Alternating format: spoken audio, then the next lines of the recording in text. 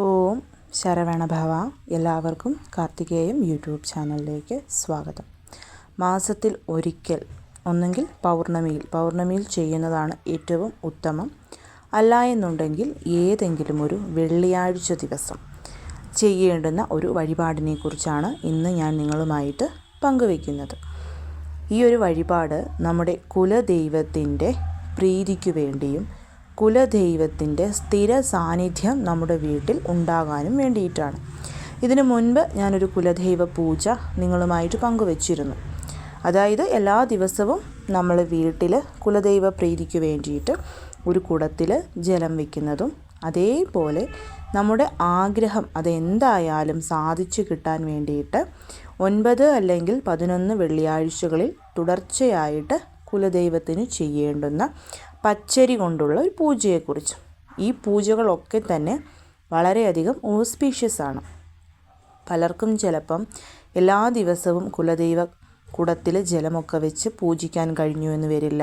അല്ലെങ്കിൽ വെള്ളിയാഴ്ച ദിവസങ്ങളിൽ പച്ചരി വെച്ചുള്ള പൂജകൾ ചിലപ്പം ചെയ്യാൻ പറ്റിയെന്ന് വരില്ല. അങ്ങനെയുള്ളവർക്ക് വളരെ അധികം എളുപ്പത്തിൽ മാസത്തിൽ ഒരിക്കൽ മാത്രം ചെയ്യാൻ പറ്റുന്ന വളരെ പവർഫുള്ളായിട്ടുള്ള ഒരു പൂജയാണ് ഞാൻ ഈ പറയുന്നത്. ഞാൻ പറഞ്ഞു പൗർണമി അല്ലെങ്കിൽ വെള്ളിയാഴ്ച. അതുമല്ല എന്നുണ്ടെങ്കിൽ നിങ്ങളുടെ കുടുംബ ദേവത, അതായത് നമ്മുടെ അച്ഛനപ്പൂപ്പന്മാരൊക്കെ തുടർച്ചയായി പൂജിച്ചു വരുന്നൊരു കുടുംബദേവതയുണ്ടാവും. ആ കുടുംബദേവതയാണ് നമ്മുടെ കുലദേവതയായിട്ട് കണക്കാക്കപ്പെടുന്നത്, അതായത് പരദേവത എന്നൊക്കെ പറയും. അപ്പം ആ ദേവതയുടെ നക്ഷത്രം, ആ നക്ഷത്രം സാധാരണയായി കുലദേവത എന്നത് മാത്രമല്ല, ഏതൊരു ക്ഷേത്രത്തിൽ ഉത്സവങ്ങൾ നടക്കുന്നതും ആ ക്ഷേത്രത്തിലെ ദേവിയുടെ അല്ലെങ്കിൽ ദേവൻ്റെ നാൾ വരുന്ന സമയങ്ങളിലാണ്. അപ്പം നമ്മുടെ കുലദൈവത്തിൻ്റെ നക്ഷത്രം അതേതാണെന്ന് നിങ്ങൾക്കറിയാമെന്നുണ്ടെങ്കിൽ ഈ ഒരു പൂജ ആ ദിവസവും നിങ്ങൾക്ക് ചെയ്യാം. കുലദൈവമുണ്ടോ, കുലദൈവ സാന്നിധ്യം നമുക്കറിയാൻ പറ്റുമോ എന്നൊക്കെ സംശയമുള്ളവർ നിങ്ങൾ ഈ ഒരു പൂജയൊന്ന് ചെയ്തു നോക്കും. ഒരൊറ്റത്തവണ നിങ്ങളിത് ചെയ്യുമ്പോൾ തന്നെ പ്രകടമായിട്ടുള്ള മാറ്റം നിങ്ങൾക്ക് മനസ്സിലാവുന്നതായിരിക്കും. ഞാൻ കഴിഞ്ഞ ആ ഒരു കുലദൈവ വീഡിയോ ഇട്ടപ്പോഴും പറഞ്ഞിരുന്നു, കുലദൈവത്തെ ജലം കൊണ്ട് നമ്മൾ വഴിപാട് ചെയ്യുന്നതാണ് ഏറ്റവും നല്ലതെന്ന്. അതിൻ്റെ കാരണം ജലതത്വം, ജലത്തിന് ആകർഷണ ശക്തിയുണ്ട്. നമ്മുടെ പ്രാർത്ഥനകൾ വളരെ പെട്ടെന്ന് തന്നെ ജലത്തിന് സ്വീകരിച്ച് അത് ഉൾക്കൊണ്ട് നടത്തിത്തരാനുള്ള കഴിവുമുണ്ട്. അതുകൊണ്ട് തന്നെ കുലദൈവത്തിനെ നീറെന്ന് പറഞ്ഞാൽ വെള്ളം കൊണ്ട് വഴിപെടുന്നതാണ് ഏറ്റവും നല്ലത്. കുലദൈവത്തിന് ഏറ്റവും ഇഷ്ടമുള്ളൊരു നിവേദ്യമാണ് ഇളനീർ എന്ന് പറയുന്നത്. നമ്മൾ ഈ ഒരു പൂജ ചെയ്യുന്നതും ഇളനീര് കൊണ്ടാണ്. അതെങ്ങനെയാണ് ചെയ്യേണ്ടതെന്ന് നമുക്ക് നോക്കാം. അതിനു മുൻപ് ആദ്യമായിട്ടാണ് നിങ്ങൾ ഈ ചാനൽ കാണുന്നതെന്നുണ്ടെങ്കിൽ ചാനലൊന്ന് സബ്സ്ക്രൈബ് ചെയ്യുവാനും വീഡിയോ മുഴുവനായിട്ട് കണ്ട് ഇഷ്ടപ്പെട്ടാൽ ലൈക്ക് ചെയ്യുവാനും ഷെയർ ചെയ്യുവാനും മറക്കരുത്. നമ്മൾ എപ്പോഴൊക്കെ നിങ്ങൾ കുലദൈവത്തെ കാണാൻ കുലദൈവ ക്ഷേത്രത്തിൽ പോകുന്നുണ്ടോ അപ്പോഴൊക്കെ അഭിഷേകം ചെയ്യുന്ന ക്ഷേത്രമാണെന്നുണ്ടെങ്കിൽ കുലദൈവത്തിന് അവിടെ ഇളനീർ അഭിഷേകത്തിന് വാങ്ങിച്ചു കൊടുക്കുന്നത് വളരെ ഉത്തമമാണ്. അങ്ങനെ അല്ല എന്നുണ്ടെങ്കിൽ 1 3 ഇളനീർ കൊണ്ടുപോയി സമർപ്പിക്കുന്നതും, അങ്ങനെ സമർപ്പിച്ച് നമ്മുടെ പ്രാർത്ഥനകൾ നമ്മൾ കുലദൈവത്തിൻ്റെ പാദത്തിൽ വെച്ചാൽ അതെന്ത് പ്രാർത്ഥനയായാലും കുലദൈവം നമുക്ക് സാധിച്ചു തരും. അതേപോലെ തന്നെ ഞാനിനി ഇപ്പോൾ പറയാൻ പോകുന്ന ഈ ഒരു വഴിപാടും ഞാൻ പറഞ്ഞതുപോലെ മാസത്തിൽ ഒരിക്കൽ ചെയ്യുക. അങ്ങനെയല്ല എന്നുണ്ടെങ്കിൽ നിങ്ങൾക്ക് എന്തെങ്കിലും ഒരു ആഗ്രഹം വളരെ പെട്ടെന്ന് സഡനായിട്ട് സാധിച്ചു കിട്ടണം എന്നുണ്ടെങ്കിൽ നിങ്ങൾ ചെയ്യേണ്ടത് അടുപ്പിച്ച് 7 ദിവസം ഞാൻ ഈ പറയുന്ന വഴിപാട് ചെയ്യുക. തീർച്ചയായും എന്താണോ നിങ്ങളുടെ ആഗ്രഹം അത് നിങ്ങൾക്ക് കുലദൈവം സാധിച്ചു തരും. അതേപോലെ കുലദൈവത്തെ അറിയാത്ത ആരെങ്കിലും ഉണ്ടെന്നുണ്ടെങ്കിൽ അടുപ്പിച്ചൊരു 7 ദിവസം നിങ്ങൾ ഈ ഒരു വഴിപാട് ചെയ്താൽ നിങ്ങളുടെ കുലദൈവം നിങ്ങൾക്ക് മുമ്പിൽ തീർച്ചയായിട്ടും ഞാനാണ് എന്ന് പറഞ്ഞ് എന്തെങ്കിലും ഒരു സൂചന നിങ്ങൾക്ക് കൊണ്ടുവന്ന് തരുന്നതായിരിക്കും. അപ്പം നമുക്ക് എങ്ങനെ ഈ ഒരു പൂജ ചെയ്യണം എന്ന് നോക്കാം. ഞാൻ നേരത്തെ പറഞ്ഞിട്ടുണ്ട്, നമ്മൾ കുലദൈവത്തിൻ്റെ ഫോട്ടോയോ വിഗ്രഹങ്ങളോ ഒക്കെ വാങ്ങിച്ചു വെക്കുന്നതിനേക്കാൾ ഏറ്റവും ഉത്തമമാണ് ഒരു ചെമ്പിൻ്റെ അല്ലെങ്കിൽ ഒരു കോപ്പർ, ബ്രാസ്, സിൽവർ കുടത്തിൽ ജലം നിറച്ച് കുലദൈവമായിട്ട് കണക്കാക്കുന്നതെന്ന്. അതേപോലെ തന്നെയാണ് നമ്മൾ ഇവിടെയും പൂജ ചെയ്യുന്നത്. ഞാൻ ദാ ഇവിടെ കാണിച്ചിട്ടുണ്ട്. ഇതാണ് എൻ്റെ കുലദൈവ ചെമ്പെന്ന് പറയുന്നത്. ഇത് ബ്രാസിൻ്റെയാണ്. ഇതാണ് വർഷങ്ങളായിട്ട് ഉപയോഗിക്കുന്നത്. സാധാരണ നമ്മൾ ചെയ്യുന്നത് പോലെ ഈ ചെമ്പ് നന്നായിട്ട് തേച്ച് വൃത്തിയാക്കിയതിന് ശേഷം ആദ്യം അരഗജ കൊണ്ട് പൊട്ട് തൊട്ടു, പിന്നെ മഞ്ഞൾ, കുങ്കുമം, ചന്ദനം, വീണ്ടും അരഗജ കൊണ്ട് പൊട്ട് തൊട്ടിട്ട് നമ്മളൊരു ഭസ്മം. അപ്പം നമ്മുടെ കുലദൈവം അത് ഏതാണെന്ന് നമുക്കറിയാമെങ്കിലും നമ്മൾ എല്ലാവരെയും ഇവിടെ വഴിപെടുന്നുണ്ട്. കാരണം നമ്മുടെ അച്ഛൻ, അമ്മ കല്യാണം കഴിച്ച് വന്നവരാണെന്നുണ്ടെങ്കിൽ നമ്മുടെ ഭർത്താവിൻ്റെ. അപ്പോൾ അതുകൊണ്ടാണ് ഇങ്ങനെ ഒരു സങ്കല്പത്തിൽ വെച്ച് നമ്മൾ പൊട്ട് തൊടുന്നത്. പൊട്ട് തൊട്ടതിന് ശേഷം നമ്മൾ ഇതിലോട്ട് ഞാനിവിടെ കാണിച്ചിട്ടുണ്ട് കരിക്കിൻ വെള്ളം, അതായത് ഇളനീരാണ് നമ്മളിവിടെ ഈ കുടത്തിൽ ഒഴിക്കുന്നത്. ജലമല്ല നമ്മൾ ഇവിടെ ഒഴിക്കുന്നത്, ഇളനീരാണ് ഒഴിക്കുന്നത്. ഞാൻ പറഞ്ഞു വളരെയധികം പ്രിയമാണ് കുലദൈവത്തിന് ഇളനീർ.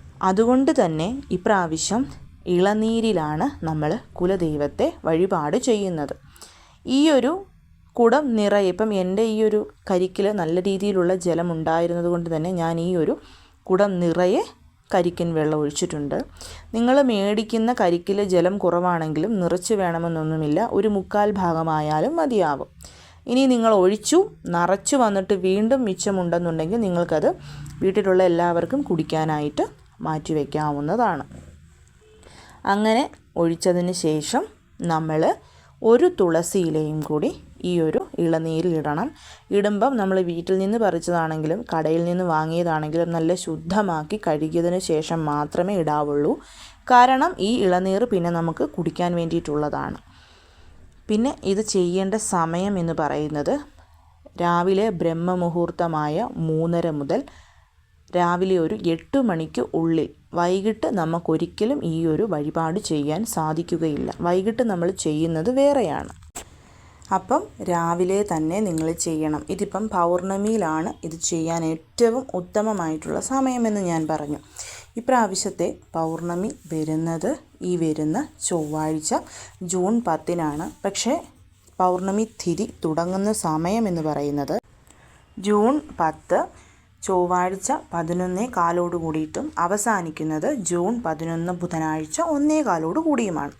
അതുകൊണ്ട് തന്നെ നിങ്ങൾ ഈ ഒരു പരിഹാരം ചെയ്യേണ്ടത് ജൂൺ 11 ബുധനാഴ്ചയാണ്. കാരണം ഞാൻ പറഞ്ഞുവല്ലോ, പൗർണമി തിഥി രാവിലെ ഉള്ള സമയം, അല്ലാണ്ട് നമ്മളിത് വൈകിട്ട് നോക്കിയിട്ട് കാര്യമില്ലല്ലോ. അപ്പം രാവിലെ ഉള്ള സമയം ജൂൺ 11 ബുധനാഴ്ച ആയതുകൊണ്ടാണിത് ബുധനാഴ്ച ചെയ്താൽ മതിയെന്ന് പറയുന്നത്. ഇനിയിപ്പം നിങ്ങൾ വെള്ളിയാഴ്ചയാണ് ചെയ്യുന്നതെന്നുണ്ടെങ്കിൽ വെള്ളിയാഴ്ച രാവിലെ ആ ഒരു ശുക്രഹോര സമയത്തൊക്കെ ചെയ്യാം. ഇനി നിങ്ങൾ നിങ്ങളുടെ കുലദൈവത്തിൻ്റെ നാള് നോക്കിയാണ് ചെയ്യുന്നതെന്നുണ്ടെങ്കിൽ ആ നാള് രാവിലെ എപ്പോഴാണോ ഉള്ളത് ആ സമയത്ത് വേണം ചെയ്യാൻ. അപ്പോൾ ഈ ഒരു ഡൗട്ട് ക്ലിയർ ആയെന്ന് വിചാരിക്കുന്നു. ഇനിയിപ്പം നമ്മൾ ചെയ്യേണ്ടത് ഈ ബ്രാസ് കുടം വെക്കാൻ വേണ്ടിയത് ഇതുപോലെ ഒരു മുക്കാലിയാണ് വേണ്ടത്. അതായത് 3 കാലുകളുള്ള ഒരു പലകയോ അല്ലെങ്കിൽ ഇതുപോലെയുള്ളൊരു സ്റ്റാൻഡോ. ഇപ്പം ഞങ്ങളുടെ കയ്യിൽ ഇതില്ല, ഞങ്ങൾ എന്ത് ചെയ്യുമെന്ന് ചോദിക്കുന്നവർ നിങ്ങളൊരു ത്രികോണം വരച്ചിട്ട് അതിന് നടുക്കായിട്ട് ഈ ഒരു കുടം വെച്ചാൽ മതിയാകും. ത്രികോണം എന്ന് പറയുമ്പോൾ എല്ലാവർക്കും അറിയാമല്ലോ. അരിപ്പൊടി കൊണ്ട് ഒരു ത്രികോണം വരയ്ക്കുക, അതിന് നടുക്കായിട്ട് ഈ ഒരു കുടം വെക്കുക. കുടത്തിന് മുൻപിൽ ഒരു ദീപം തെളിയിച്ച് വെക്കണം. നല്ലെണ്ണ കൊണ്ടോ നെയ്യ് കൊണ്ടോ എന്താണോ നിങ്ങൾക്കുള്ളത് അതുകൊണ്ടൊരു ദീപം തെളിയിച്ച് വെക്കണം. ദീപത്തിൻ്റെ ജ്വാല കിഴക്കോട്ടായിരുന്നാൽ മതിയാകും. അതിനുശേഷം അവിടെ ഇരുന്ന് നിങ്ങൾക്ക് നിങ്ങളുടെ കുലദൈവത്തിൻ്റെ പേരറിയാമെന്നുണ്ടെങ്കിൽ ആ പേര് പറഞ്ഞുകൊണ്ട്, അതായത് ഇപ്പം ഭദ്രകാളിയാണ് കുലദൈവം എന്നുണ്ടെങ്കിൽ ഓം ഭദ്രകാളിയെ നമ എന്ന് 27 തവണ പറഞ്ഞുകൊണ്ട് പൂക്കൾ കൊണ്ട് അർച്ചന ചെയ്യാം. ഭദ്രകാളിക്ക് ഇഷ്ടം ചുമന്ന കളർ പൂക്കളായതുകൊണ്ട് ചുമന്ന കളർ പൂക്കൾ.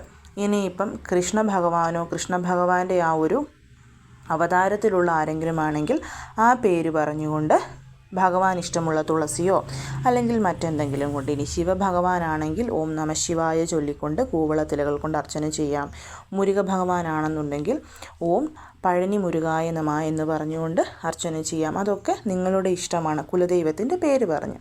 ഇനി ഞങ്ങളുടെ കുലദൈവത്തിൻ്റെ പേര് അറിയില്ല, എന്ത് ചെയ്യണമെന്നൊരു സംശയമുള്ളവർക്ക് ഓം കുലദൈവമേ നമ എന്ന് പറഞ്ഞുകൊണ്ട് 27 തവണ പൂക്കൾ കൊണ്ട്, എന്ത് പൂക്കളാണോ നിങ്ങളുടെ കയ്യിലുള്ളത് ആ പൂക്കൾ കൊണ്ട് അർച്ചന ചെയ്താൽ മതിയാവും. അങ്ങനെ അർച്ചന ചെയ്തതിന് ശേഷം ധൂപദീപാരതി എടുക്കണം. ശേഷം നമ്മൾ നിവേദ്യ സമർപ്പണമാണ്. നിവേദ്യം എന്ന് പറയുമ്പം നിങ്ങൾക്ക് എന്ത് നിവേദ്യവും സമർപ്പിക്കാം. ശർക്കര പൊങ്കലുണ്ടാക്കി സമർപ്പിക്കാം, ഫ്രൂട്ട്സ് ഉണ്ടാക്കി സമർപ്പിക്കാം. ഇതിപ്പോൾ നമ്മൾ മാസത്തിൽ ഒരിക്കൽ മാത്രം ചെയ്യുന്നത് കൊണ്ട് തന്നെ എന്തൊരു നിവേദ്യവും നിങ്ങൾക്ക് സമർപ്പിക്കാവുന്നതാണ്. വെറ്റില പാക്കും വെച്ചിട്ട് പഴമായിട്ടാണെങ്കിൽ സമർപ്പിക്കാം, പാല് കാച്ചിയും സമർപ്പിക്കാം. അതിനുശേഷം കർപ്പൂര ആരതിയും കൂടി എടുക്കണം. അന്നത്തെ പകൽ മുഴുവൻ ആ ഒരു കുടത്തിൽ നമ്മൾ വെച്ച് ഇളനീരും അവിടെ തന്നെ ഇരുന്നോട്ടെ. സന്ധ്യയ്ക്ക് നിങ്ങൾ വൈകിട്ട് നമ്മൾ വിളക്ക് കത്തിക്കുമല്ലോ, ആ ഒരു സമയമാകുമ്പം ആ ഇളനീര് മുഴുവൻ തുളസി ഇലയോടൊപ്പം തന്നെ നമ്മൾ വേറൊരു പാത്രത്തിലോട്ട് മാറ്റി നമ്മുടെ വീട്ടിലുള്ള അംഗങ്ങൾക്ക് നമ്മളിത് കുടിക്കാനായിട്ട് കൊടുക്കണം. വെറുതെ പാഴാക്കി കളയരുത്. ഒപ്പം തന്നെ നമ്മളത് എന്ത് ചെയ്യണം, ആ തുളസി ഇലയും കഴിക്കണം. എന്നിട്ട് ആ കുടം നമ്മൾ ശുദ്ധമായ ജലം നിറയ്ക്കണം. വീണ്ടും ആ കുടം കഴുകുകയൊന്നും വേണ്ട. ശുദ്ധമായ ജലം നിറച്ച് വീണ്ടും ഒരു തുളസി ഇലയും ഒരൽപ്പം പച്ചക്കർപ്പൂരവും കൂടിയിട്ട് അവിടെ തന്നെ വെച്ചിരിക്കുക. രാത്രി മുഴുവൻ അതവിടെ ഇരുന്നോട്ടെ. പിറ്റേ ദിവസം രാവിലെ നിങ്ങൾ എഴുന്നേറ്റ് കുളിച്ച് ശുദ്ധമായതിനു ശേഷം ആ ഒരു ജലം നമ്മൾ വീട് മുഴുവൻ സ്പ്രിങ്കിൾ ചെയ്യണത് തളിച്ചു വിടണം. ഒരുപാടങ്ങ് തളിക്കുക എന്നുള്ളതല്ല, പക്ഷേ പ്രത്യേകിച്ച് വീടിൻ്റെ ഓരോ കോണുകളിലും മൂലകളിലും നമ്മളിത് തളിച്ചു വിടണം. തളിച്ചു വിട്ടിട്ട് ബാക്കി ജലമുണ്ടെങ്കിൽ ചെടികൾക്ക് ഒഴിച്ച് കളയാവുന്നതാണ്. കാൽപ്പെടാത്ത ഇടത്ത് മാത്രം ഇത് കളയരുത്. ഞാൻ പറഞ്ഞതുപോലെ നിങ്ങളിത് മാസത്തിൽ ഒരിക്കൽ ചെയ്യുക. അങ്ങനെയല്ല എന്തെങ്കിലും ഒരു ആഗ്രഹ പൂർത്തീകരണമുണ്ട്, അതല്ല നിങ്ങൾക്ക് കുലദേവതയെ അറിയണം, നിങ്ങളുടെ കുലദേവത ആരാണ് അറിയില്ല എന്നുണ്ടെങ്കിൽ നിങ്ങൾക്ക് ഇതേ രീതി തന്നെ കണ്ടിന്യൂ ചെയ്ത് പോകാവുന്നതാണ്. അപ്പം ഇളനീര് പുതിയത് തന്നെ വേണം. ഈ 7 ദിവസവും ഓരോ ദിവസവും ഓരോ ഇളനീര് വേണം ഒഴിക്കാൻ. വൈകിട്ടത് കുടിക്കണം, വേറെ ജലം നിറച്ച് വെക്കണം, വീട്ടിൽ തളിച്ചു വിടണം. ഇങ്ങനെ 7 ദിവസം ചെയ്താൽ തീർച്ചയായും ആഗ്രഹസാധ്യം, അല്ലെങ്കിൽ നിങ്ങളുടെ കുലദൈവം നിങ്ങളുടെ മുൻപിൽ വന്ന് നിൽക്കും.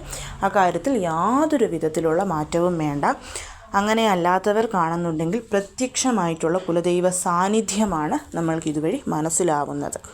അപ്പോൾ എല്ലാവരും കഴിവതും ഇത് ചെയ്യാനായിട്ട് ശ്രമിക്കണം. എല്ലാവരെയും മുരുകൻ അനുഗ്രഹിക്കട്ടെ. ഓം ശരവണഭവ.